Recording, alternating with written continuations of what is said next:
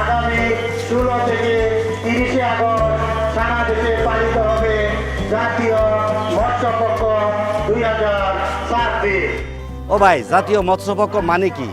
মৎস্য ও প্রাণী সম্পদ মন্ত্রণালয় এবং মৎস্য অধিদপ্তরের উদ্যোগে দেশের মৎস্য সম্পদ সংরক্ষণ, উৎপাদন বৃদ্ধি, নিরাপদ মাছ চাষ এবং মৎস্য চাষীদের সেবার বিষয়ে জনসচেতনতা তৈরির একটি জাতীয় কর্মসূচি। মাননীয় প্রধানমন্ত্রী 16 আগস্ট কটিয়াদি কিশোরগঞ্জে জাতীয় মৎস্যপক্ষ শুভ উদ্বোধন করবেন। এবারে জাতীয় মৎস্যপক্ষের স্লোগান হলো রূপালী মৎস্যে স্বনির্ভর দেশ, সবার আগে বাংলাদেশ। বর্তমান সরকারের উন্নয়নের প্রধান ভিত্তি কৃষি, যেমন কৃষক, জেলে, প্রান্তিক মানুষ, জাল যার জলা তার।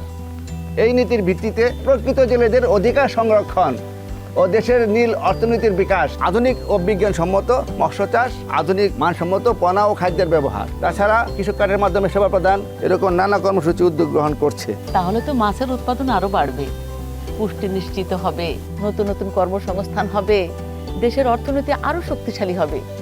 আসুন সবাই জাতীয় মৎস্যপক্ষ 2026 সফল করি।